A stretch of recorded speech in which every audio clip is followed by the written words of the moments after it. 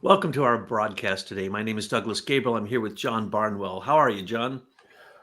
I'm fine, Douglas, and I'm looking forward to this next part two of this particular episode. That's something that we've spent the last 40, 50 years wrestling with this unbelievably complex subject matter. So it's great to be able to give back to people, maybe help them work through it themselves. I just wish I'd done all of these books when I was a Waldorf teacher, so I wouldn't have to keep repeating myself because, so many people, they are so interested in this stuff. I have a friend who just keeps asking me, but no matter what, doesn't matter. 100,000 times we can discuss angels. He still says, now describe an angel for me. Okay. Do you know there's 12 senses? No, no. Yeah, yeah. Let me tell you about the 12 senses. Now combine all those together and then throw them away and start off with all new ones that arose as a higher manifestation of the 12 senses. And you have the beginning stage of beginning to wake up in darkness in the spiritual world. Okay. That's, I don't know any other way to describe it. So I oftentimes use the word witness because you can witness these things, and it may even, if someone later said, well, how did you get that? I said, oh, it was an intuition. Well, how did it come? Well, it could have been a vision, it could have been a sound, it could have been literally music, it could have been words, but oftentimes they're completed. Absolutely, they are absolutely thought through, whether it's an image or whether it's a sound or music, as it were, or whether it was a word. So when you communicate with the spiritual world, if you don't notice that it's not you, you're silly because it's way beyond you. People say to me, where do you get these thoughts? Well, hello, they're not my thoughts. And they weren't Rudolf Steiner's thoughts either. Okay. I mean, he was just translating it, putting it into words, but the experience is there for everyone. Now, in our first video, we talked a lot about what's in the content of this book, Cosmic Intelligence and the Spiritual Hierarchies. And there's so much in this that I'm telling you that you could make a religion out of just this book. You could literally invent a religion because the religions they don't mind mentioning the angels and archangels and the deeds and the principalities and the powers, mights, and dominions and all these things. They'll mention them in sentences. They won't tell you what they mean, or they have other names for these beings. But the reality is, none of them put it together and say, for instance, in the Roman Catholic Church or even the Eastern Orthodox Church. Matter of fact, this querier that I'm speaking of is Eastern Orthodox, and he constantly says, well, this stuff shows up. Every time you mention one of these things to me, it shows up in the reading.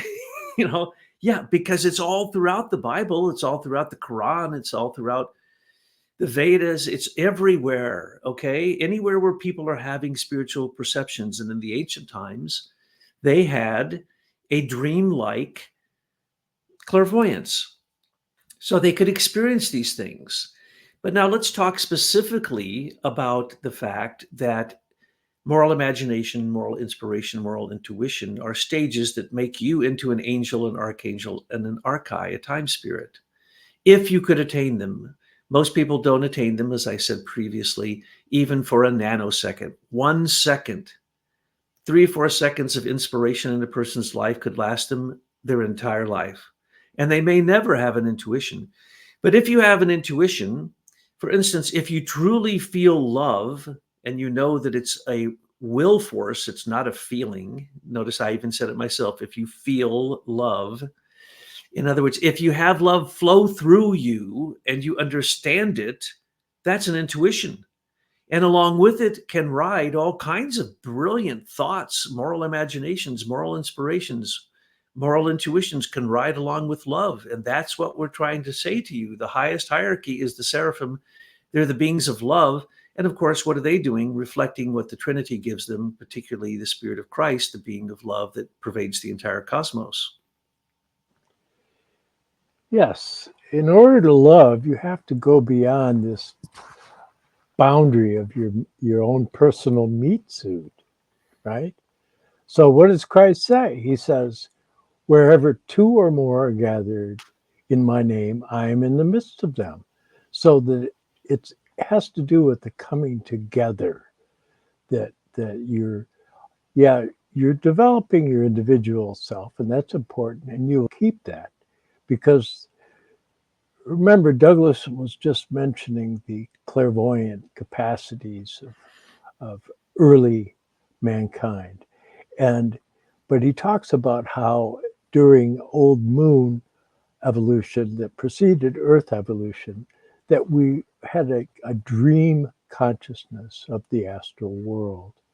But see, as we move into the future, through this little self-involved me, mine thing that we've been able to put together as an intellect, and then to purify the vehicles, when we get to the next planetary condition, we will be able to have that experience of that realm that we were in old moon, but we will be conscious. We will not be in a dream state. Yes, let's talk about the past because we're always evolving. So even the conscience evolved. And Steiner talks about this in his lectures. He says that the Greek playwright who wrote Antigone demonstrates there that after they had done something wrong, their guilt chased them as the three Furies. Now, the three Furies were seen as winged beings, sometimes seen as female, and but it doesn't matter. That doesn't matter. The matter is that they chase people. Now, why are there three of them? Because you're thinking, feeling, and willing. If you do a will that is really bad, and your conscience told you beforehand, don't do it, well, then you use some thought to do it, didn't you? And use some feelings. So you might have three Furies chasing you. Or if you just have a really bad thought, you might just have one Fury chasing you, I imagine. But it doesn't matter. The point is that they were internalized in the Greek times, and they were called please correct me on this one, John, Erinyes. I don't know how to say the Greek word for it. You can say Erinyes. Erinyes. So that's what their name was when they were no longer seen outside with the dreamy natural clairvoyance of the Greek people. They saw three beings chasing you until you resolved what it is you did wrong. And that's in this play, Antigone, as well as it's transformed in another play into this interior Furies, these Erinyes. Now, Steiner points out, and John's going to love this, I'm going to spring this on him, that those beings work through your kidneys. They can tell the pressure in your blood. Now, what happens when you do something that you're embarrassed? You blush. In other words, your blood pressure changes automatically, unless you have become a sociopath or a complete deadened harmonic being and you don't have any emotions, which we're going to talk about those people in a minute. But what happens is you blush, your blood pressure changes, your heartbeat changes, right? And that's the reason a clairvoyant can look at you and they're not just seeing you, they're hearing your heart. So if they ask you a question, you lie, your heartbeat changes and you sweat more.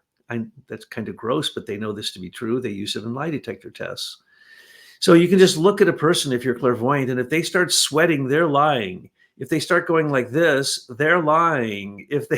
You can tell all kinds of ways. So that people think they can hide it is so silly. But the point is, they got these Furies around them, and every time you lie, they add to it. They train police that if they approach a car and they ask a question, the person looks up to the left, they're lying. It's called neuro-linguistic programming. I'm certified in it. It's also called educational kinesiology. It's one of the best ways to help children who are having difficulties reading. You know this, John. I used this when I was a teacher. So, and a principal, when the remedial teacher couldn't help, couldn't figure it out, they'd call me in and I'd say, okay. And I'd do a couple exercises with them and they'd go, why are you exercising with the children? To see if they're cross-lateral, to see if they can go from left to right, if their corpus callosum is merged. And you can tell by their willpower. Your willpower tells more than anything. Then comes your feelings. So what's the next thing I check? Before I sit them down with a pencil and pen and say, read this letter? No, I check their ears. Can they repeat a sound, an ostinata back, row, row, row your boat? Can they carry a tune? Can they read if they simply put their hand over one or the other or both ears? And you know how many times I found out that the reason a child couldn't read is because someone had hit them in the head and burst their eardrum? Very common. So hearing is a spiritual sense that it can be turned into a super sensible spiritual sense. But in a minute, I'm going to point out that you have to get rid of all of that. You have to get rid of the images. You have to get rid of the sounds. You even at the end have to get rid of the voice that you hear coming from the cosmos telling you what is the will of the divine. Because even then you still have free will. You have to dissolve those. I mentioned before the rose cross meditation. Well, the black rose, the red cross, you meditate, and then all of a sudden you say, okay, I'm done. I'm going to relax. And you go into an empty state. What happens? You may hear some beautiful sounds. But the harmony of the spheres is completely misleading term. As Pythagoras said, if a building was built upon true mathematics and true form follows sound, so buildings have a sound, he said, I can strike the opposite note and the building will collapse. Well, this is the same with the entire universe. It's all built upon geometric fractal relationships, nested Julia sets, Mandelbrot sets. All these things are everywhere. And so you can see these things, but that's still not the highest level. You go to sound, and when you're hearing the planets, sometimes they're in squares, they're in oppositions. They sound horrible. They sound, like I mentioned last time, like the din of hell. And that's really the choir of the angels, the choir of the archangels, to be technical. And then you have to go beyond that. And then you have to go to just where the will of the cosmos is manifesting, the thrones, and directly from the will of the Holy Trinity. And so when you can get to the will, then it's just simply consciousness. But after that, you got to become empty again. So you even have to give up space, time, and consciousness, images, sound, and the word to go to the highest ego you have, called the cosmic I am. And when that happens, you have transcended through the 9 hierarchies, because all hierarchies are ascending. Some are descending. And that's where I want to go next. When I was a child, I would go into these realms spontaneously, probably because I'm retarded or something. I don't know why. But I'd drop to the ground and I'd hear what's called the periodicity of the elementals and the periodicity of time, the beings who rotate the earth. Okay? There are beings who their entire thing is to create the sound and the interaction with the material world of the rotation of the earth. If the rotation of the earth is actually speeding up, according to Steiner, a fraction, they now know that's true. Even a big earthquake can change the rotation of time, but those are high spiritual beings. So if you try to experience these things, they're going to overwhelm you. So what happens? You do something bad in the Greek times, the Furies chased you until you resolved it, because they didn't have much of an ego at that time. So when you did something wrong, you probably knew it. You broke some law, divine or terrestrial, and you knew it. So you're going to be chased by the Furies. But it turned internal, and it turned into the pressure of the kidneys to read the blood. And therefore, John's the one who taught me this. You look in the Bible. The word kidneys is reins, like the reins on a horse, So the heart and reins are directly connected. And Rudolf Steiner said moral technique is derived from moral imagination in the human heart, knowing what to do. And so that's a higher level than even the conscience of the kidneys that says that's the wrong thing to do. Socrates said he had a daemon, and Steiner pointed out that was the beginning of the conscience, same age of the Greek age. And Socrates said he'd be going down a road. He'd get 2 roads he could choose from. He'd go down one or the other. If he went down the wrong road, his daemon, his conscience said, wrong road. So it didn't tell him the right road now, did it? Because why? What would that have taken? That would have taken what Thomas Aquinas called synderesis, a conscience that doesn't just tell you what's wrong and then you know what's right, but it also tells you when you're doing right. So you don't even have to do wrong. You don't have to do a hit or miss, trial or error experience here. You can get the right one from the beginning. And that's what Tyler said when I mentioned conscience. She goes, yeah, but conscience can lead you the wrong direction. Absolutely. Now, here's how that happens. So we'll talk about Sanderisa some more. How can you develop a conscience that is filled with love so that you know every time you do something and it's right, it's part of the divine plan? In other words, it's an intuition. Well, this is the big secret of cosmic consciousness.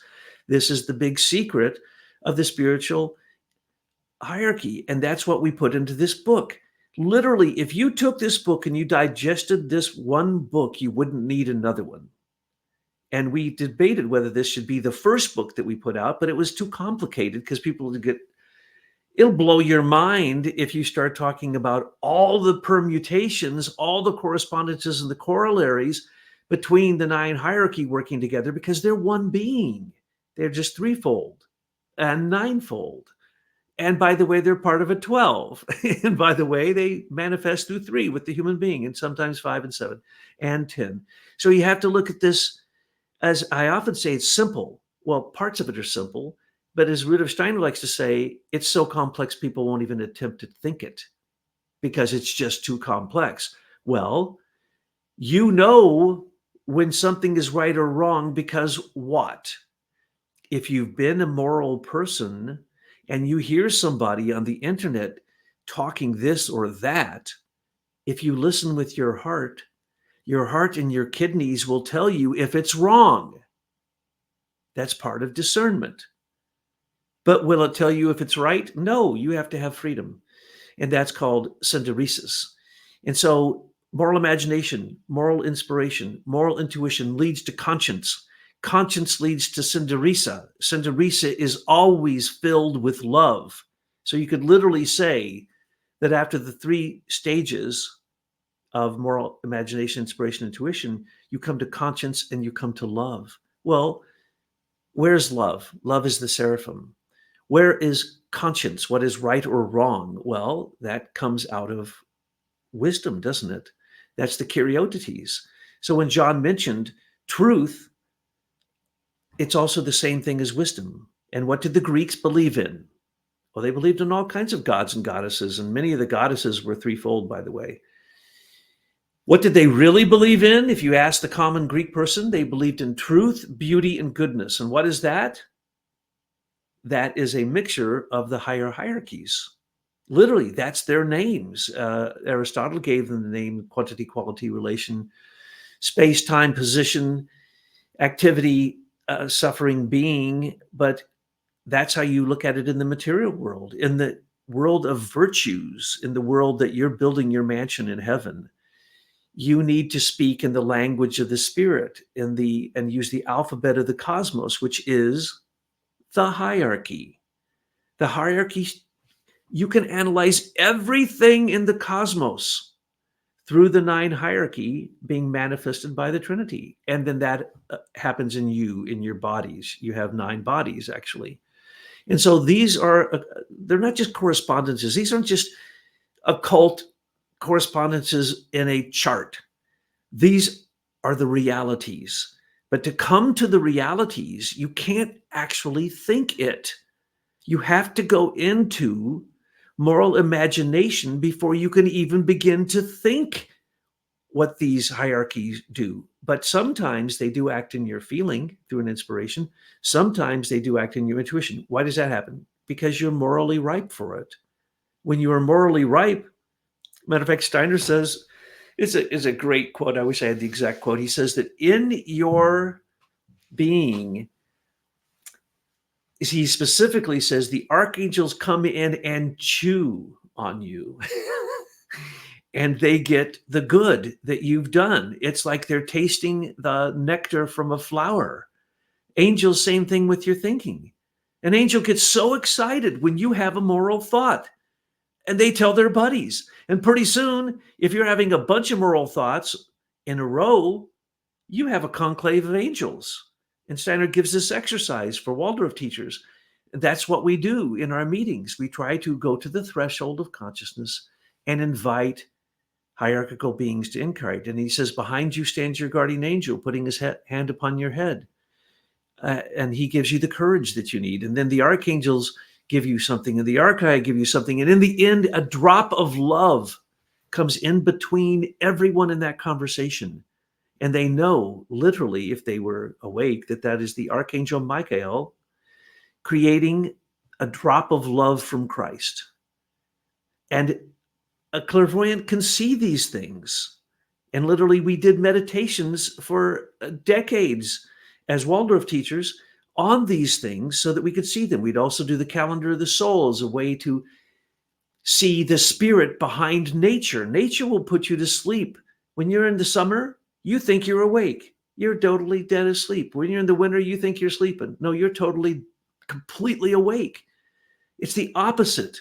But once you understand these things, then you can say, aha, my kidney is telling me something by the pressure on my blood. I'm going to relieve the being who does that for me. And I'm going to understand that language of the conscience and say, thank you very much. You're right. That person is lying to me.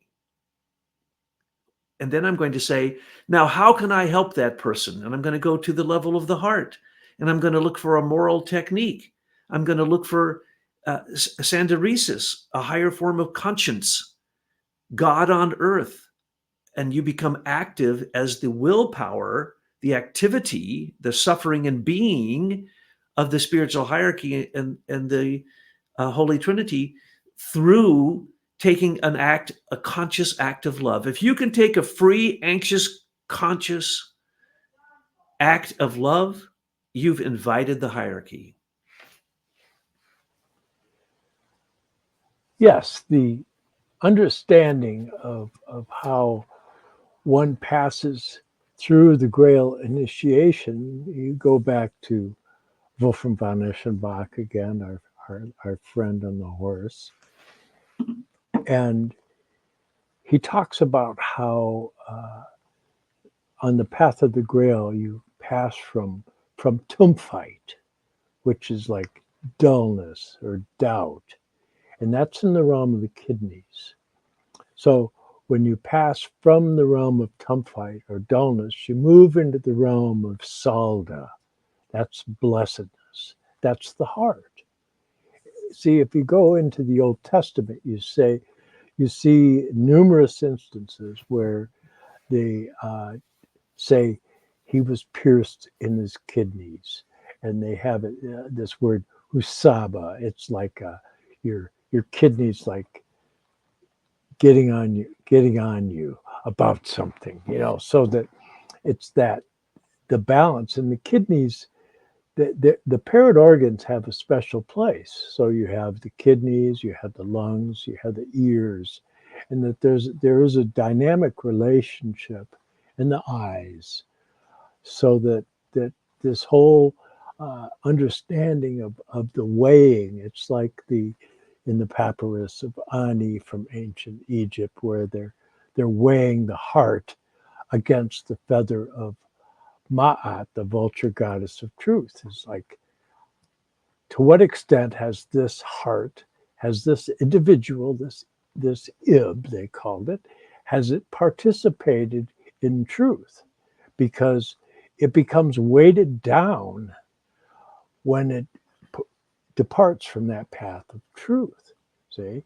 And so that's that vulture goddess Ma'at. What does a vulture do?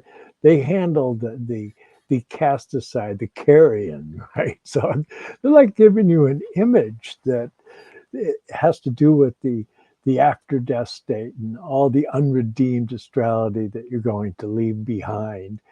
And again, speaking to what I was saying earlier, that when one transforms the astral into spirit self through moral inspiration, then you're enabled to go through that after death state and pass that right up. You don't even have to go through Kamaloka.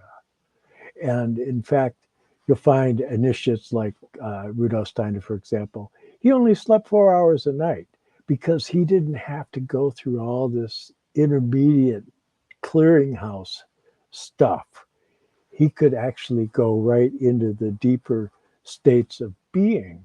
So these are very real things. And of course, people that dwell within the realm of Dummheit, of dullness and doubt, they probably think we're crazy. Well, great, because they're cast in the movie too. That there's the people out there that don't get it, and that's okay. They're free to do that. Maybe in their next life, they'll have a change of heart, because that's what happens: is that you have a change of heart. You get to the point to where you enliven the heart with this forces, and the heart force is a force of warmth, and you take that warmth and you begin to, when you speak this truth, you imbue it with that love, that connectedness, that's that warmth. And so you have this whole idea of the transformation of thinking through the forces of warmth that Rudolf Steiner talks about. And then you have the alternation. He says that when you become fearful, that the blood goes towards the heart, and so you get a cold. They say you get a cold chill, right? And the opposite, when you get angry, that makes my blood boil. That the blood is going out to the surface. Uh, and so there's that polarity happening there. That's a dynamic example that one can experience in one's own life. He says, but the place to where one should dwell is to be able to find the median point between those two. That's that quiescence. Because remember, uh, as it says in the Yoga Sutras of Patanjali, it says meditation is the cessation of the modifications of the mind. And so if you go back to that Lao Tzu quote, that a pot derives its value from what's there and its usefulness from what is not. That's that grail concept of that you have to create a space. It's like creating a space for a guest so that Christ can come into your life. So true. With Rudolf Steiner's teaching, some say, and he says in the first class specifically, that it's a new mystery center. In the ancient times, if you were moral and you'd done your preparation, you might be invited into the mystery centers and they would teach you some of these things. But it's not the primrose path. It is not a walk in the park. If you think for one second that Rudolf Steiner being able to access the Akashic Chronicle was something easy to do, then you need to study his life closer, because you'll find out that he was in a great amount of suffering. As a matter of fact, these people who can see into the spiritual world, as I said before, first they experience hell, and they have to work through their own hell, the hell that they have created for themselves. And then you can enter across the threshold. And when you come to the abyss and you're showing your negative sides, because you can advance thinking, feeling, and willing up or down. If you advance it up, it comes moral, imagination, inspiration, and intuition. If thinking, feeling, and willing goes down, they become the 7 deadly sins. Now, if you get to the abyss and you can go across because you are morally developed, then you literally sprout wings and you fly to the other side. And when you turn around, you have to give up everything from the sense world. This is the same thing that happens when you meet an angel. It's the same thing as initiation. It's the same thing as going to sleep. It's the same thing as when you die. You're going to face the darkness. And if you don't have internal light, you're going to be in a dark realm for a while. And if you haven't built a structure for yourself across the abyss, as they call it the hut sometimes. Christ call it there are rooms in the mansion. And there's houses. There's temples. You can describe it any way you want. If you're really magnificent and full of Luciferism, you might describe it as the great golden temple with golden pearly doors and the 7 pillars of virtue, and the starry sky is on the dome of that's all well and good. But here's what really happens. Once you get over there, you're going to find out that you're going to be tempted. And the temptation comes from 2 directions. one from Lucifer and Luciferic beings who tempt you with the light.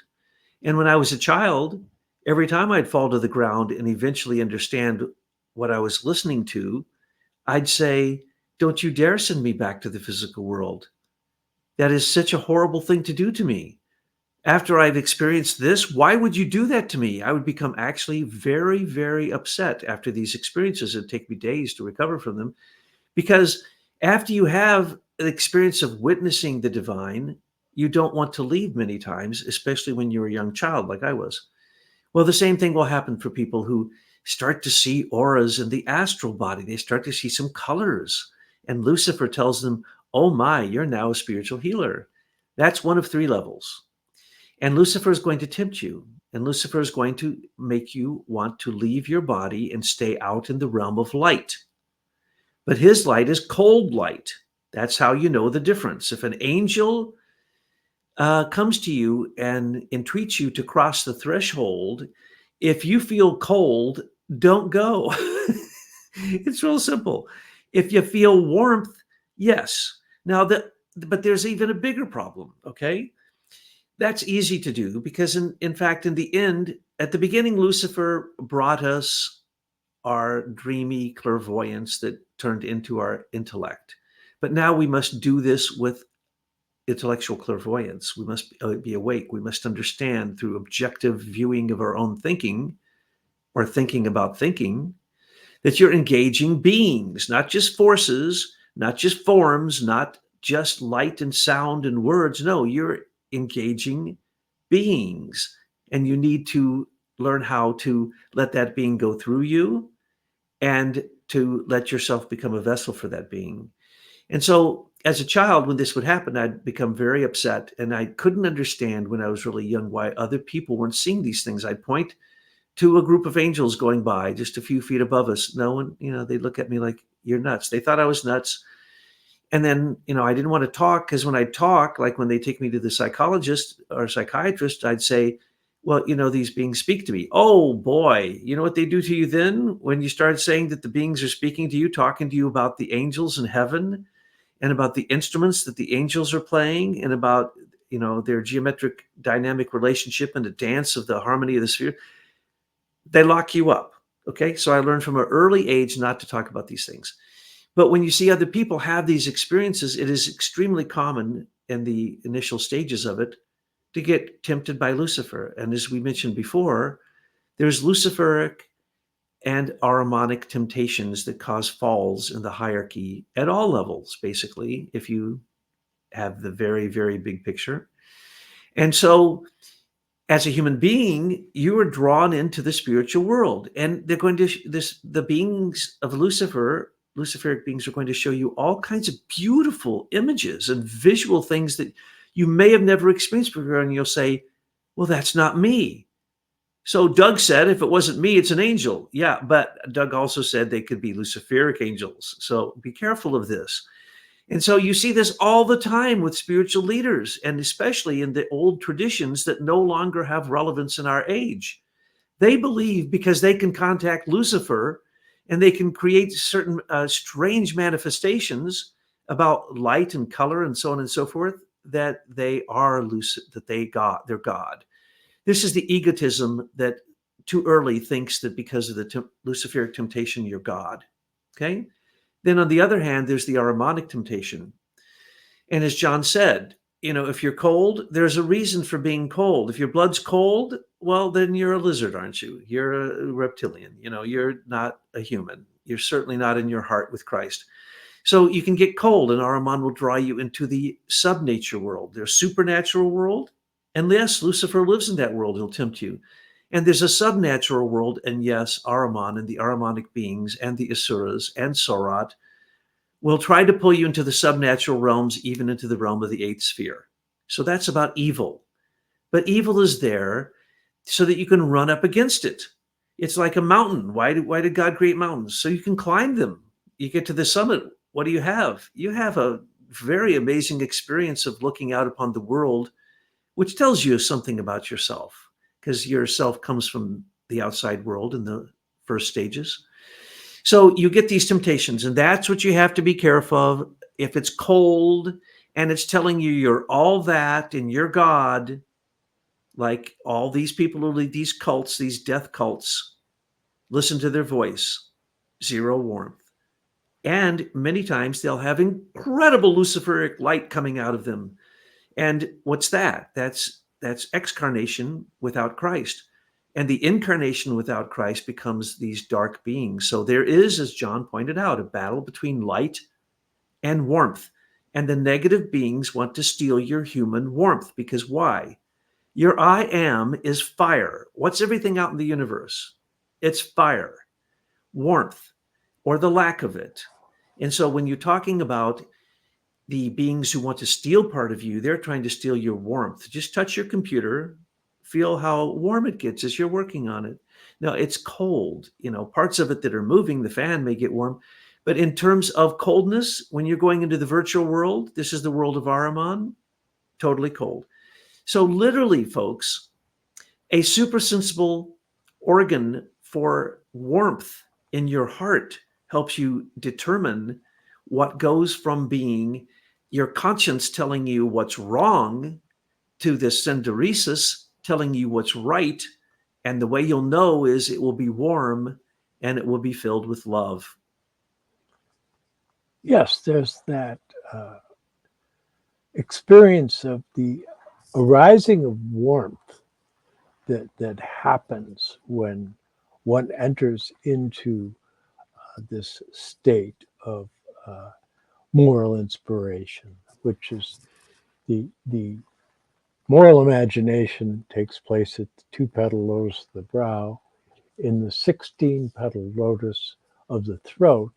That's the moral inspiration, and then moral intuition takes place within the 12-petal lotus of the heart chakra.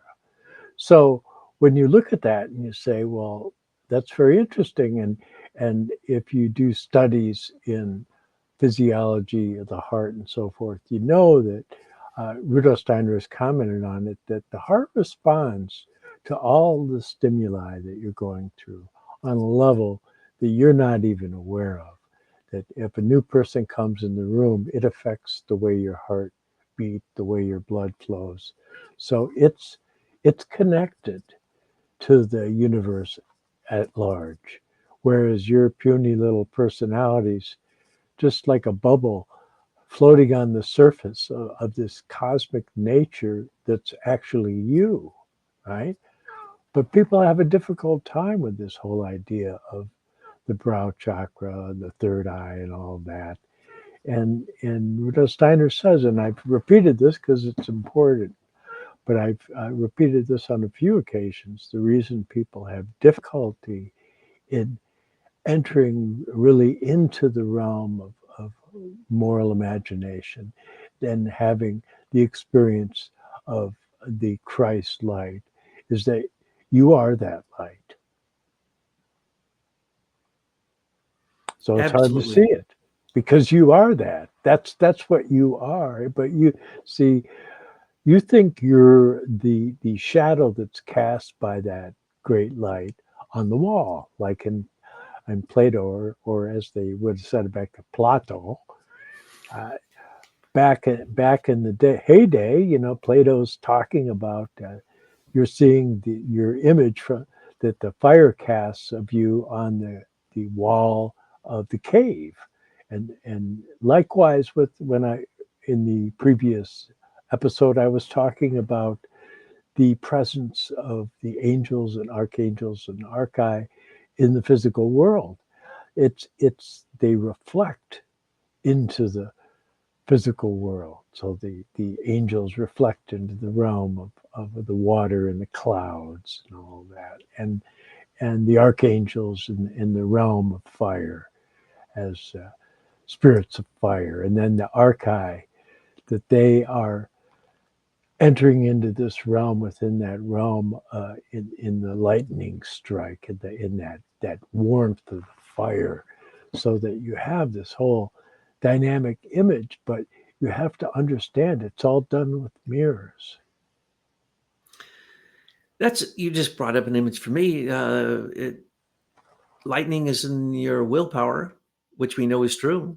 which we described in the last video. I mean, it's the cherubim that are trying to create balance and harmony in the clouds above us, which give us all of our weather, which gives us all of our life. And then in the heart is the rainbow, because it's really not there. It's a matter of perspective.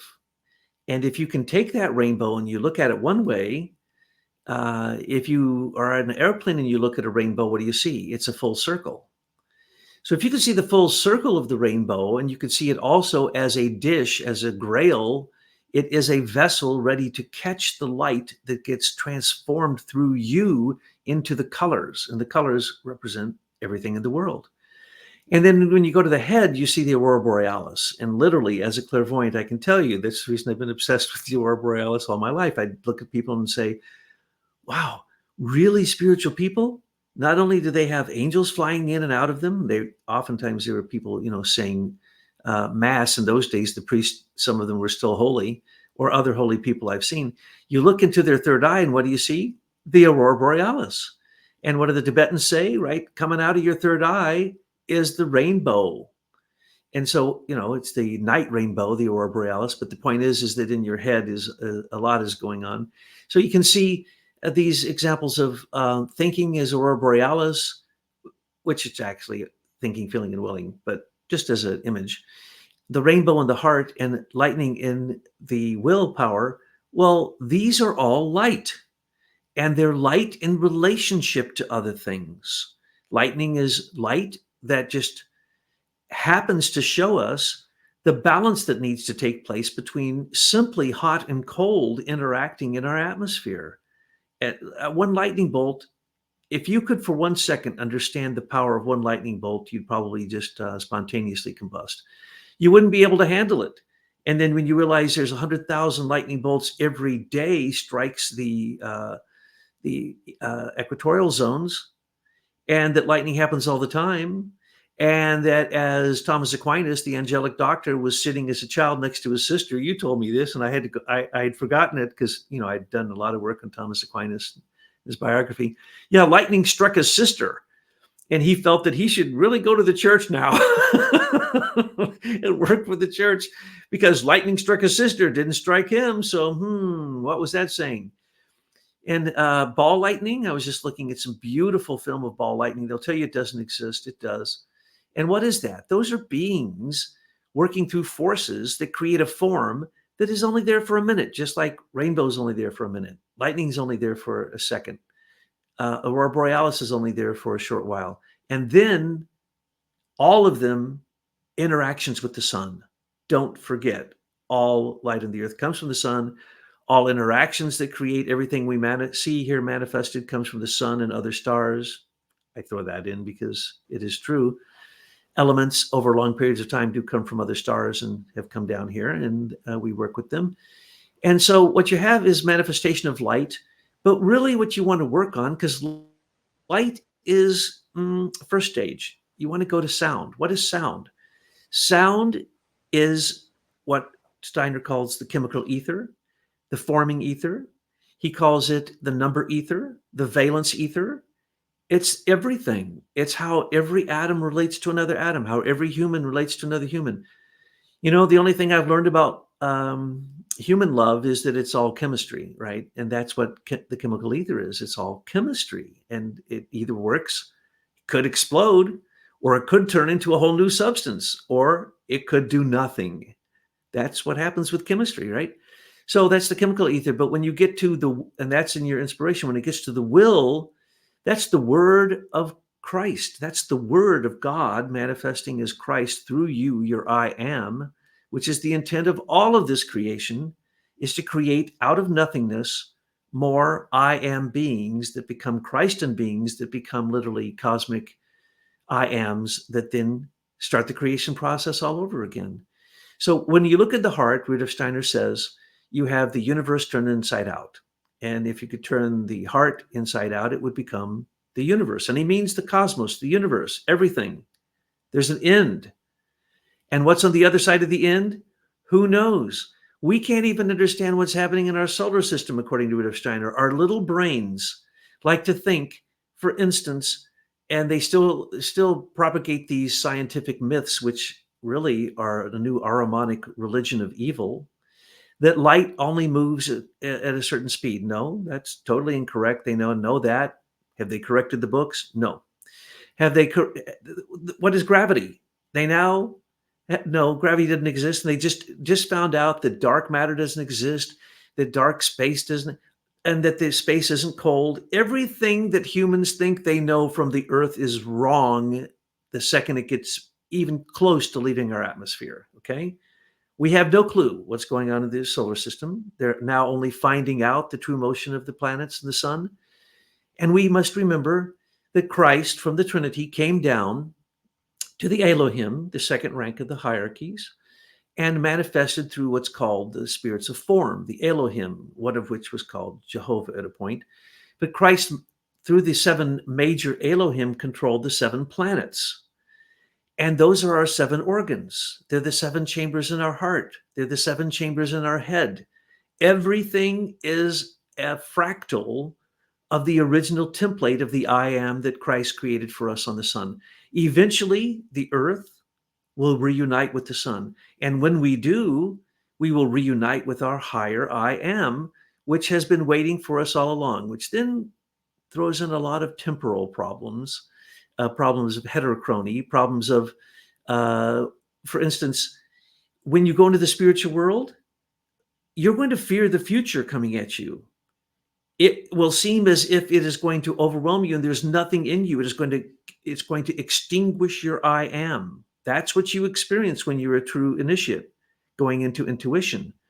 But also, you can go into the past and through the Akashic records, see all the images imprinted into what's called the 0 point, or the point of Akasha, the Akashic Chronicle, Akashic records, many different names for it.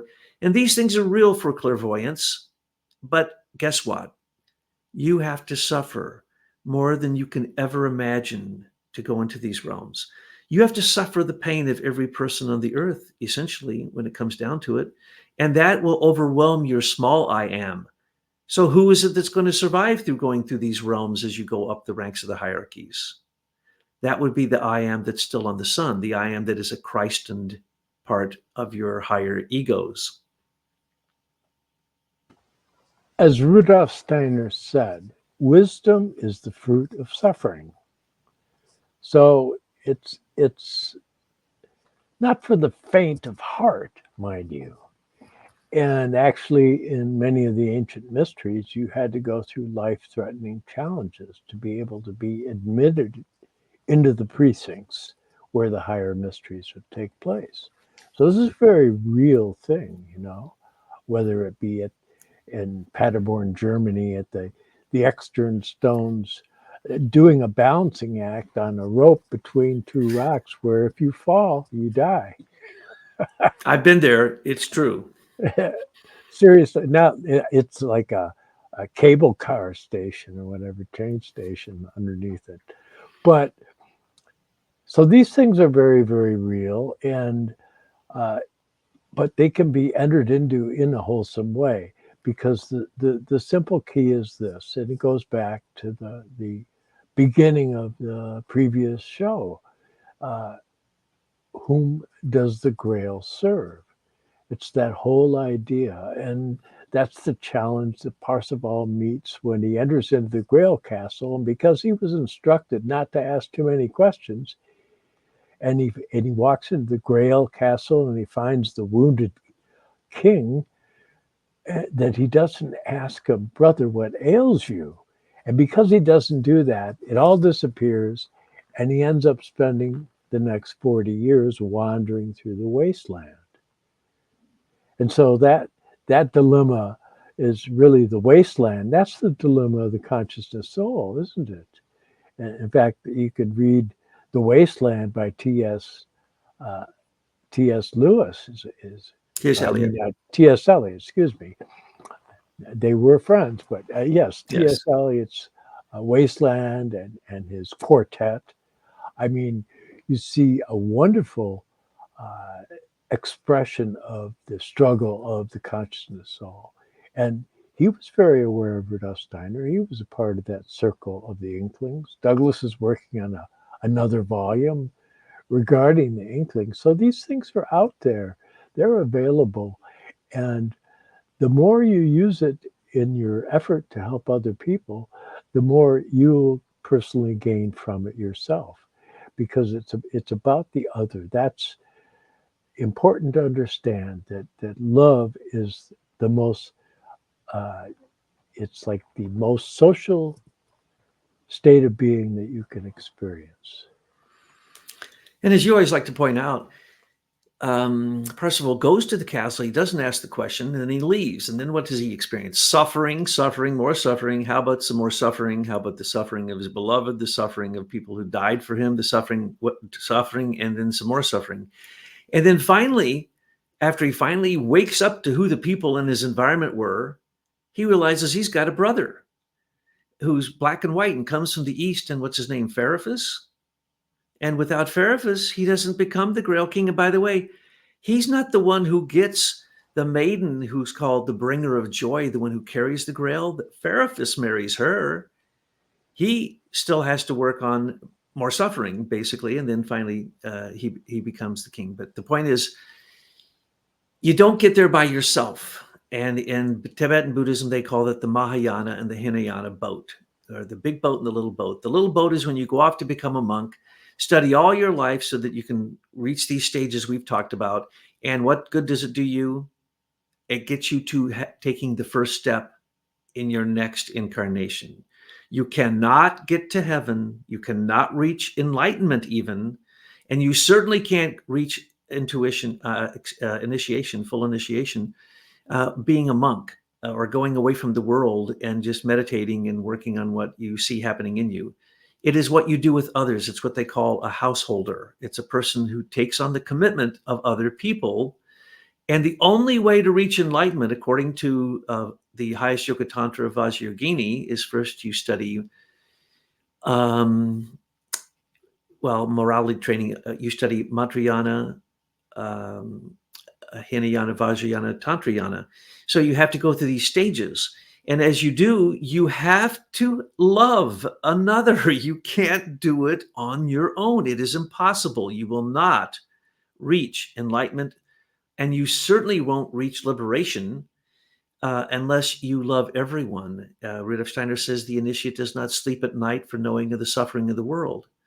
And that is true, because once you reach a certain level and you can communicate with angels, they're going to help.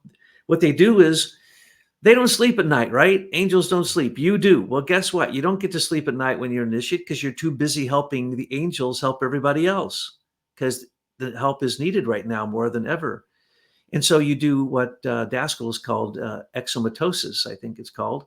In other words, you travel on the astral plane, the angel plane, at night when you sleep. If you have gotten across the abyss because you're moral, you've developed your imagination, inspiration, intuition, you've developed your conscience, you developed your synderesis, you've developed love, and then you will be used. And if you think at that point, there is nothing except being a householder, getting married, staying true to one person, and having children.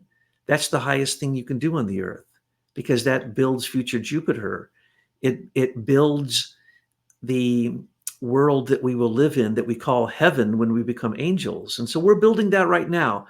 Some people are building it in the realm of the eighth sphere in darkness, and others are building it in the realm of light, filled with warmth for the future. So when I look at a picture of me and my 4 children that was taken of me many years ago by my wife, and I'm holding all 4 of them, and we're all 4 loving each other and closing our eyes, and we're all in ecstasy loving each other, and we're all holding each other.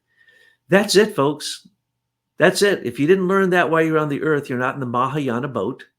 If you don't have friends you can stand around and hug, if you don't love the people in your life, then forget about spiritual development, okay? It's real simple. You just have to follow the one rule Christ gave us: love God, love your neighbor, love yourself. Again, a threefold challenge that is difficult, because first you have to love yourself, then love your neighbor, then you can love God. And what we're saying here is that the path of the hierarchies and the help of the hierarchies, and this is maybe the most important point I make today, The angels, the archangels, all of them, all the angelic hosts are there to help you combat Lucifer, Ahriman, and the Asuras and get you through so you stay on the path, the divine path, at the right speed. If you go too fast, like an initiate goes very fast, they have to suffer a lot more. If you go too slow, you fall into darkness. So the whole point is simply to learn the language of the spirit and learn to see them, hear them, and feel them in your heart in a way that requires no senses, no sense bound thinking, no sense bound senses at all. This is a new form of perception. And the only thing I can say is I call it witnessing. Because when you see these things, you know they're not in the physical world per se. They're in a different world that permeates this world. And when you see, like the golden rose, I saw, Joe, nice golden rose. What is that? What is the realm that is happening? Well, when you get with spiritual people, there's an ether, the warmth, light, sound, and life ether that goes in between them is actually a continuous.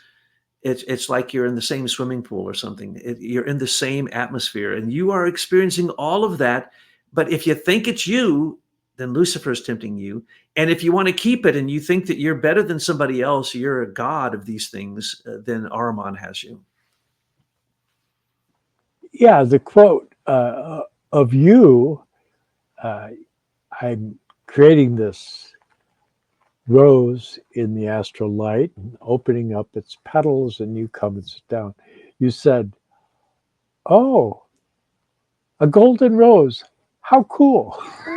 It still cracks me up every time I think about it. Because I realized that you saw what I saw, just like the experiences that you and I have both had with David Spangler. I mean, I had this little elemental being that my cat used to chase him around, and when he'd catch him, he'd look, and there wouldn't be anything there, and he'd freak out. But this little puppet face guy, and I was talking to David Spangler, and he stood on my right in front of me, in between David and I, and David looks down at it and he brushes it aside, and you could see it streaming fly away, and I realized, oh, he could see it too. And so there are levels at which, when you start to realize the objective nature of these things, that they're not hallucinations, right? Because a hallucination is subjective. You're seeing it by yourself. When you have a true imagination like that, then what's happening is something that can be shared with others. And so when you encounter, like, for example, the method that Douglas mentioned that's so wholesome and helpful is the imagining the black cross surrounded by 7 red roses. That's empowered because that was given by Christian Rosenkreuz. And Christian Rosenkreuz, back in the era of Marie Antoinette, he said time is accelerating. In his incarnation as the Comte de Saint Germain, he said time is accelerating. And so we know that time is accelerating. And actually, since the middle of Atlantis, time has been accelerating. And so we might want to make a move on it. Well, heaven and hell have opened. The gates are open, and Rudolf Steiner says superhuman beings are coming to us from Mercury, Venus, and Vulcan. And these are beings that no one quite understands, but let's just say they're there to help us. The whole hierarchy is there to help us.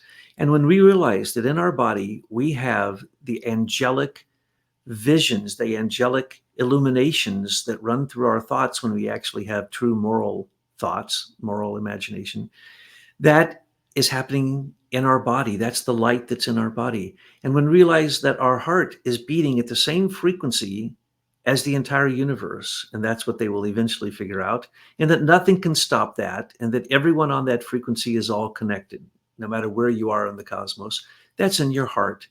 And when you realize that the fire of the higher hierarchy is in your willpower, that you have the cosmic fire of the universe, the fire of love in your willpower, which most of us do not realize. We have the power of the hierarchy, the power of gods in us. We have the power of God. So these things are manifesting in us, and all we have to really do is accept them with humility after great moral development and preparing ourselves and renunciation and even asceticism if you need to get rid of the dragon in your lower chakras and realize that you have the Archangel Michael on your side, who is the countenance of Christ, who can defeat the dragon and lead you to the true warmth and light of the Spirit. And as Rudolf Steiner said, Christ is infinitely more powerful than the adversaries.